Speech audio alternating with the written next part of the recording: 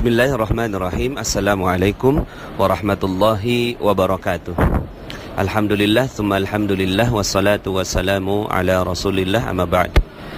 Bagaimana Bapak Ibu kabarnya semuanya? Semoga selalu berada dalam bimbingan cinta, rahmat, karunia, keberkahan dari Allah Subhanahu wa taala, sehingga hidup Anda menjadi ajaib, ya, menjadi manusia-manusia yang tinggi kedudukannya di sisi Allah Subhanahu wa taala, sehingga Allah akan meninggikan kedudukan Anda di antara manusia-manusia yang ada di muka bumi.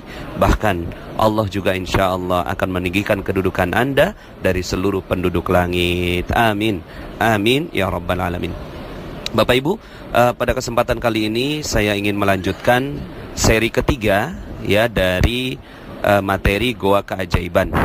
Dan seperti janji saya akan menyampaikannya di Multazam, ya. Alhamdulillah sekarang berada di Masjidil Haram lantai 2 dan di lurusannya Multazam, ya. Mudah-mudahan ini lurusan Multazam, jadi kalau ditarik garis lurus ke Hajarul Aswad, ya.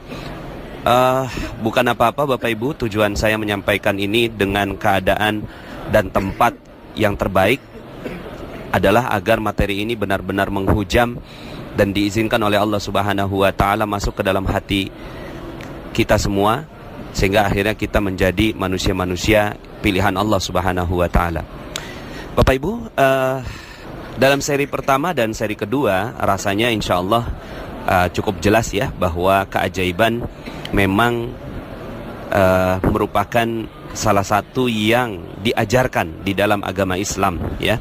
Di dalam Islam Anda semua diciptakan oleh Allah Subhanahu wa taala menjadi manusia-manusia ajaib yang beyond sunnatullah.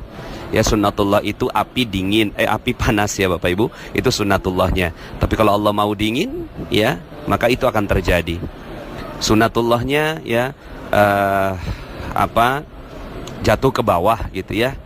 Tapi kalau Allah mau, ya, maka bisa-bisa saja jatuh ke atas gitu, ya Bapak Ibu. Ini beyond, ya, sunnatullah. Artinya melampaui batas aturan-aturan Allah Subhanahu wa taala. Nah, syaratnya adalah kita masuk ke dalam goa keajaiban. Nah, prinsip ini sebenarnya kita sudah latih di terumbu karang Bapak Ibu, ya.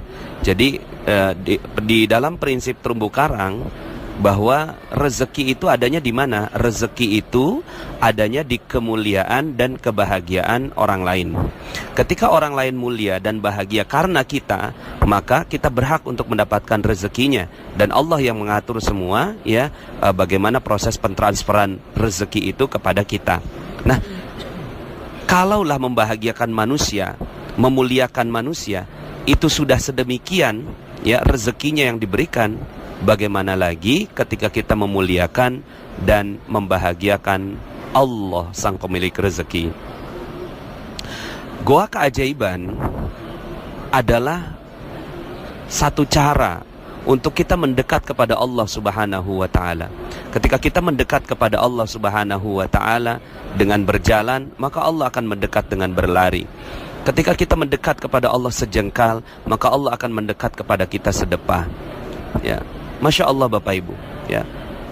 Ketika kita memiliki berbagai macam masalah dalam kehidupan kita, sebagiannya sebenarnya itu adalah cara Allah untuk memasukkan kita ke dalam goa masalah, ya. Yang di dalam masalah itu kita menyebut nama Allah, menyebut asma Allah, sebagaimana Nabi Yunus alaihi salam, ya, dimasukkan ke dalam ikan, lalu kemudian di dalamnya beliau berzikir la ilaha illa anta subhanaka inni kuntu minadz zalimin. Disebut nama Allah di dalam goa itu. Maka ketika, ya, Anda semua, kita semua dipaksa oleh Allah Subhanahu wa taala untuk masuk ke dalam goanya, maka bersyukurlah, berbahagialah. Mungkin masalah-masalah yang kita hadapi, amanah-amanah yang gak selesai, pekerjaan-pekerjaan yang nggak bagus, lalu kemudian dikomplain orang, piutang-piutang yang tidak terbayar oleh orang lain, mungkin masalah keluarga, perceraian, mungkin masalah dengan anak dan seterusnya. Apapun masalah kehidupan kita, bisa jadi itu adalah salah satu sarana Allah Subhanahu wa taala untuk menarik kita dari tempat yang jauh dari Allah Subhanahu wa taala menuju ke dalam goanya, ke dalam goa keajaiban.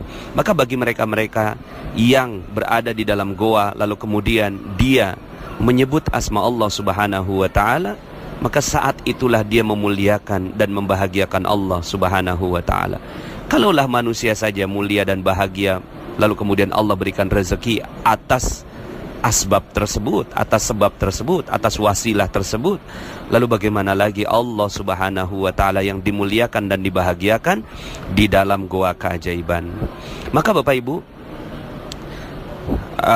terdapat banyak sekali kisah di dalam sejarah-sejarah Islam yang menyebutkan tentang hal ini, ya. Dan selalunya ketika terjadi keajaiban, ketika perang Badar terjadi, maka para sahabat diajak oleh Rasulullah SAW untuk masuk ke dalam goa. Di malam hari Rasulullah SAW berdoa meminta, ya, pertolongan dari Allah Subhanahu wa taala, dan benar saja keesokan harinya Allah mengirimkan 1000 malaikat yang membantu Rasulullah SAW dalam peperangan pertamanya.